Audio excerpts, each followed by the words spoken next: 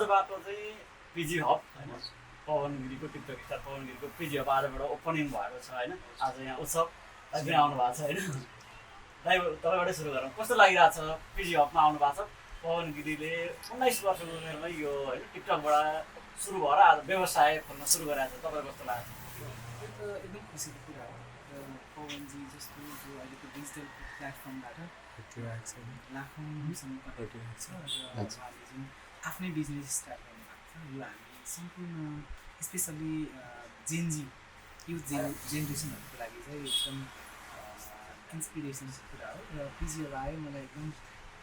यहाँको कलेक्सन्सहरूदेखि लिएर क्राइम लोकेसन्सको एकदम राम्रो लाग्यो र मलाई एकदम अत्यन्त खुसी छु, किनभने पवनजीको मैले सो पनि गरेको छु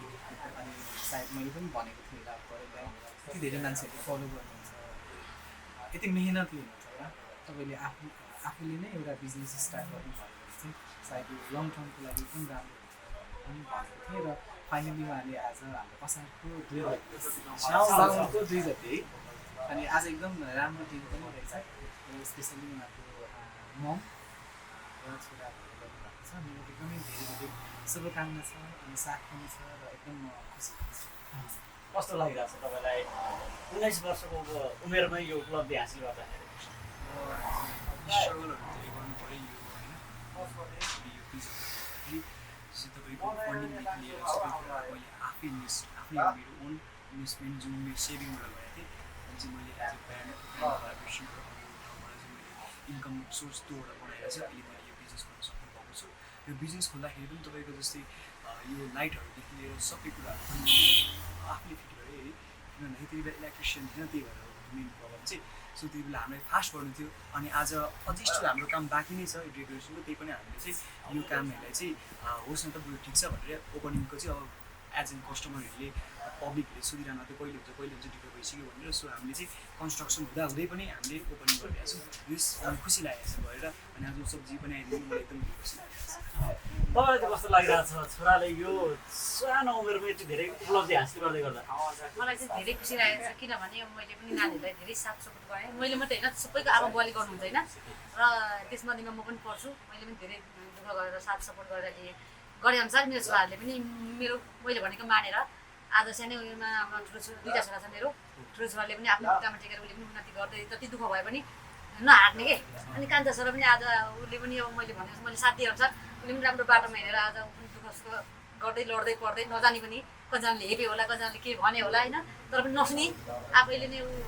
सबैको साथ माग्दै पढाउँदै अघि बढ्दै गर्दै आज भर्खर अनि जस्तै बर्थडे थियो उसको 18 वर्ष पुरो 19 लाग्यो। अब मान्छेले भन्दाखेरि 19 को ऊ 22-25 वर्षको भने त होइन नि, त्यो 18 वर्षको 19 नै लागेको हो। र उसले अनि आज आफ्नै क्षमताले उसले कमाएको हो, मैले पनि हाम्रो यसमा चाहिँ साथ सपोर्ट दिएँ। उसले दुःख पर्दा उसँग पैसा कमाउनु त पर्यो नि त होइन, त्यतिखेर चाहिँ मैले उसको लागि उसलाई जहिले हेल्प गरेँ। तर उसले अहिले यहाँ चाहिँ न दाजुले हालेको न हाम्रो फ्यामिली हालेको न कसले हालेको, तर हामीले मिलेर जम्मा पारेको आमा छोरा मिलेर। तर उसकै कमाइले नै उसले आज यो खोलेर आज गर्दा अब काठमाडौँ न्यू बानेश्वरको ठाउँमा खोल्दाखेरि आज म त धेरै खुसी छु, किनभने खुसीको सीमै छैन। किनभने यत्रो बच्चाले आज मैले पनि गरेको थिएन नि त, अब मैले पनि यता अहिलेसम्म नानीहरू हेरेर बसेँ, मलाई पनि यस्तो रहर हुन्थ्यो, तर पनि मैले नानीलाई हेरेर बसेँ। तर आज नानीले दोकान खोलेर आज मेरो पनि छ यहाँ दोकान भन्नु पाउँदाखेरि आज मेरो त खुसी धेरै खुसी छ। र अझै पनि यो त केही होइन, भर्खर यसले त गर्नु खोज्दैछ नि त, यो त भर्खर बच्चा हो नि त। तर यो त होइन, अब धेरै खोल्दै गएर यसरी नै उसलाई धेरैजना सपोर्ट गरेर सबैको माया पाएर उसले भगवान्को माया, भगवान्को आशीर्वाद, भगवान्को माया, मेरो माया र सब फ्यामिलीको अनि सब सामाजिक सञ्जाल हुन्छ नि सबैले माया गर्ने। यसरी नै अझै यस्तो दोकानहरू अझै 8-9 10वटा ब्रान्डहरू उसले खोलेर यस्तो क्यामेराम्यानहरू चाहिँ लाखौँजना उसको भिड भएर उसलाई देख्नु पाऊँ र उसको सँगसँगै म पनि हुन पाऊँ, त्यसमा म पनि जहिले सामेल हुन पाऊँ। उसले जति उन्नति गरे पनि त्यहाँ म हुन पाऊँ र मेरो आशीर्वाद जहिले उसलाई छ। अझै अघि बढ्नु, नराम्रो बाटो नहिँड्नु, हिँडेको पनि छैन, हिँड्ने बुद्धि पनि नआओस्, यदि हिँडिहालेछ भने पनि उसलाई भगवान्ले बुद्धि दिनु, यही हो मेरो कुरा। म धेरै खुसी छु। तपाईँको नजरमा चाहिँ पवन गिरी कस्तो हुन्छ? तपाईँले लामोसँग गरिरहनु अघि पनि भन्नुभयो, अन्तर्वार्ता पनि लिएको छ, तपाईँको टिकटकतिर पनि धेरै भिडियोहरू आइरहेको छ, उहाँसँग राम्रोसँग छ तपाईँको नजरमा? पवनजी चाहिँ त्यो कस्तो केही खालको मान्छेहरूको आफ्नै किसिमको जजमेन्ट, तर उहाँ एकदमै हार्डवर्किङ मान्छे। मैले पनि सो गर्ने भनेपछि चाहिँ रिसर्च गरेको होइन, गर्दाखेरि उहाँको कन्टेन्ट कुनै पनि अलिकति प्रोफेसनल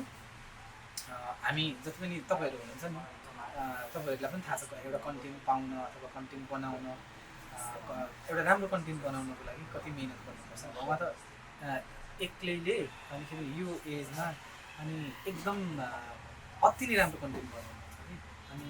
मलाई चाहिँ उहाँको कन्फिडेन्स चाहिँ एकदमै राम्रो लाग्यो अनि जुन कन्टेन्टमा उहाँले मिहिनेत गर्नुहुन्छ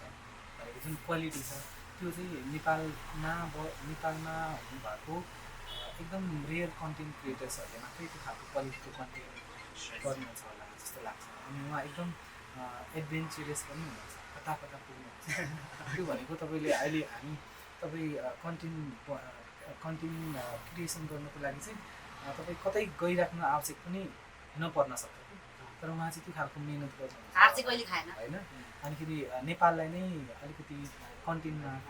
चिनाउने काम गरिरहेको छ जस्तो लाग्छ सो उहाँ एकदम हार्डवर्किङ हुनुहुन्छ अनिखेरि एडभेन्चरस हुनुहुन्छ अनिखेरि उहाँले सायद मान्छेहरूले जुन हिसाबले उहाँलाई राम्रो भन्दा त जो कोही पनि मान्छे ह्याप्पी नै हुन्छ तर उहाँलाई डिसपोइन्ट गर्ने मान्छेहरूसँग पनि उहाँ चाहिँ डिसपोइन्ट हुनुहुन्छ जस्तो लाग्छ कि किनभने हामीलाई चाहिँ हाम्रो ह्युमन नेचर नै हो इन्करेजमेन्ट पोजिटिभ कुराहरूले चाहिँ हामीलाई राम्रो गर्छ तर कसैले 100वटामा एउटा मात्रै नराम्रो कमेन्ट गर्यो भने पनि त्यसले चाहिँ हामीलाई ह्याम्पर गरेर आउँछ कि तर उहाँ चाहिँ 100वटा नेगेटिभ भयो भने पनि आइएम राइट भनेर अगाडि बढ्ने मान्छे जस्तो लाग्छ so I'm so proud of you उहाँलाई चाहिँ एकदम आई थिङ्क हुन त एज डजन्ट म्याटर है कतिपय मान्छेहरूले उहाँ अहिले 19 भएको भएर कति 29मा पनि कतिले बिजनेस स्टार्ट गर्न सकिरहेको छैन होला कि भनेको तपाईँको पुँजी नै भए पनि त्यो छैन होला गर्न सकिरहेको तर उहाँसँग पनि त्यस्तो करोडै करोड त भएको होइन होला होइन सबभन्दा ठुलो कुरा चाहिँ उहाँसँग एउटा हिम्मत छ आश छ अनि फेरि म आफैले केही गर्नुपर्छ भन्ने त्यो एउटा साहस भएको भएर चाहिँ सो राम्रो लाग्छ मलाई सो एनर्जेटिक है अनि फेरि मसँग पर्सनली पनि हामी फेरि एकदमै 24 आवर्स कि बोलेर अथवा हप्ते दिनैपछि भेट्ने त होइन तर हामी जति बेला बोल्छौँ जति बेला भेट्छौँ त्यो एकदम फ्रुटफुल नै कुरामा बोल्ने भेट्ने हुन्छ जस्तो लाग्छ तपाईँले अघि कमेन्टको कुरा गरिहाल्नु मैले सम्झिहालेँ उहाँको चाहिँ कोही केटी नेपालको केटी कोही राम्रो केटी कोही नछाड्ने हो सबैसँग टिकटक भेटाएर भन्नु थियो यसमा चाहिँ तपाईँ के छ उहाँले राम्रो केटा पनि छाड्नु भएको छैन है त्यस्तो होइन नि यो त मान्छे बिचरा जस्ट मम अगाडि हुनुहुन्छ होइन मम किनभने त्यो चाहिँ मान्छेहरूको नजर हो कि किनभने उहाँभन्दा कति एज भएको स्पेसली अब फिमेल भनौँ न होइन फिमेलसँग उहाँले कन्टेन्ट बनाउनुहुन्छ अनि उहाँसँग म्याच भइरहेछ भने चाहिँ उहाँको कन्फिडेन्ट लेभल हेर्नु पऱ्यो नि त मैले एउटा रिल्स गर्दाखेरि मलाई यति लाज लागेर यति उ गरेर त्यो भएको थियो भनेपछि त उहाँको त्यो क्यामेरा अन भए जस्तो इज त कस्तो म्याजिक जस्तो लाग्छ कि मतलब म्याजिसियन जस्तो लाग्छ कि उहाँ चाहिँ त्यो एउटा कन्टेन्ट क्रिएटर सँगसँगै अहिलेको डिजिटल एरामा चाहिँ उहाँ वान अफ द के भन्छ फाइनेस्ट कन्टेन्ट क्रिएटर हो जस्तो लाग्छ मलाई चाहिँ क्यामेरा अन भएपछि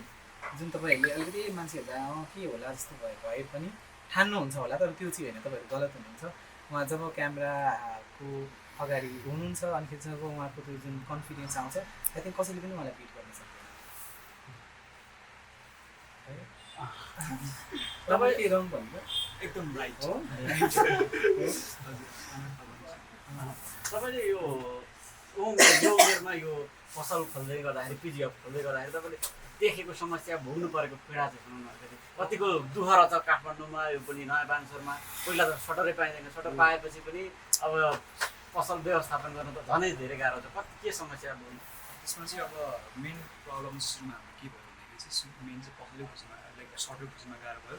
त्यही माथि चाहिँ भाडा पनि त्यस्तै महँगो काठमाडौँ अनि यसमा तपाईँको अब एकदम भनौँ न लगभग 1 मन्थ जति चाहिँ हामीले सटर खोज्नु लाग्यो अनि यो सटर पनि अलिक लिटल बिट अन्डरग्राउन्डमै भयो नि यो पनि हामीले एकदम स्ट्रगल गरेर पाएको सटर हो सो यसमा तपाईँको एज अ डेकोरेसनदेखि लिएर एज सबै कुराहरूमा चाहिँ एकदमै गाह्रो भएको थियो किनकि मैले सबै कुराहरू एक्लै गर्नु परेको थियो मम्मी उता घरमा सम्हाल्नु भएको थियो नि त मेरो मम्मी उता इटरीबाट हुनुहुन्छ म काठमाडौँमा बिजनेस एक्लै गर्न आएको थिएँ सो त्यही भएको कारणले गर्दाखेरि मैले सबै कुराहरू एक्लै गर्दाखेरि चाहिँ गाह्रो भएकै थियो र त्यही पनि लास्टमा गएर यसको चाहिँ वर्किङ नै भयो राम्रै भयो जस्तो लाग्छ मलाई चाहिँ तपाईँले यो टिकटक बनाउन रिल्स बनाउन होइन त्यहाँको लागि अब मोडलहरू खोज्न र यो पसल खोल्न चाहिँ के चाहिँ सजिलो के चाहिँ गाह्रो अब यसमा चाहिँ सटरै खोज्नु गाह्रो रहेछ मोडलहरू त अब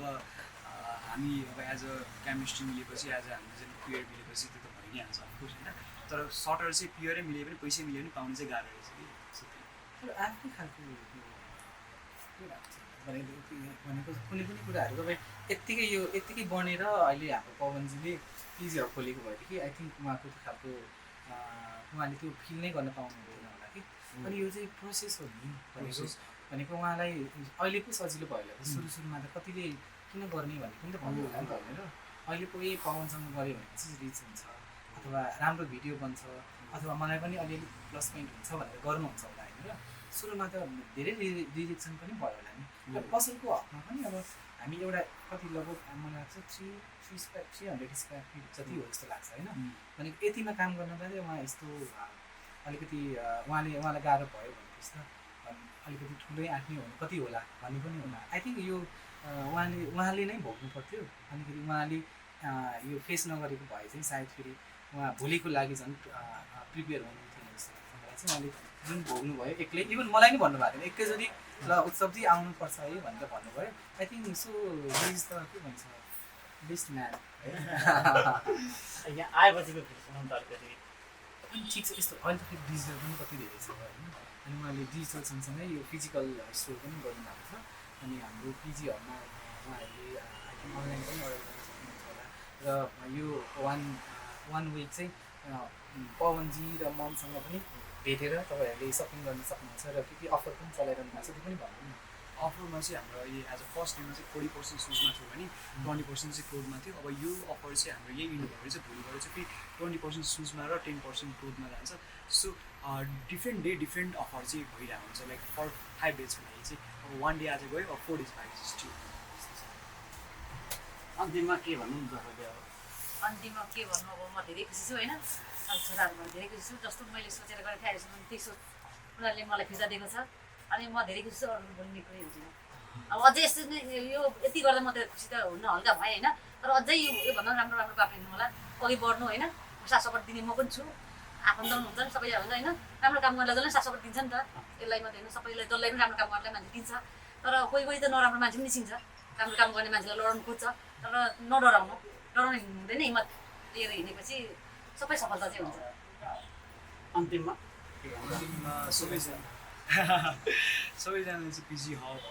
भिजिट गरिदिनु होला न्यू बानेश्वर सम्पूर्ण मार्गमा छ हजुरले गुगल म्यापमा सर्च अथवा कुनै पनि अनलाइन राइडिङ प्लेटफर्म सर्च गर्दा इजिली पाउनुहुन्छ र अर्को कुरा चाहिँ हाम्रो यो फर्स्ट ब्रान्च हो र यो सँगसँगै हामी अब maybe few months or maybe few years पछि चाहिँ हाम्रो सेकेन्ड ब्रान्च पनि खोल्ने तयारीमा छु सो यो मेरो फर्स्ट ब्रान्चले चाहिँ धेरै माया गर्ने भन्न चाहन्छु चाहिँ सबैजना आउनुहोस् सबैजना आइदिनु थ्याङ्क यू हाम्रो पिजी हबलाई पनि wish you all the best congratulations हाम्रो पवनजीकै इन्सपिरेसन लिएर हामीले पनि केही चाँडै नै केही कलेक्सन्सहरू लन्च गर्दैछौँ हामीलाई पनि माया गरिदिनु होला र पवनजीको पिजी हबलाई पनि धेरै माया गरिदिनु भएको छ यो मायालाई एकदम यथावत राख्नु होला र एकदम यो आज यो ठाउँबाट स्टार्ट भएको छ हाम्रो फर्स्ट एनिभर्सरी चाहिँ अहिले 300 छ 3000 स्क्वायर फिटको हाउस तपाईँहरूलाई धन्यवाद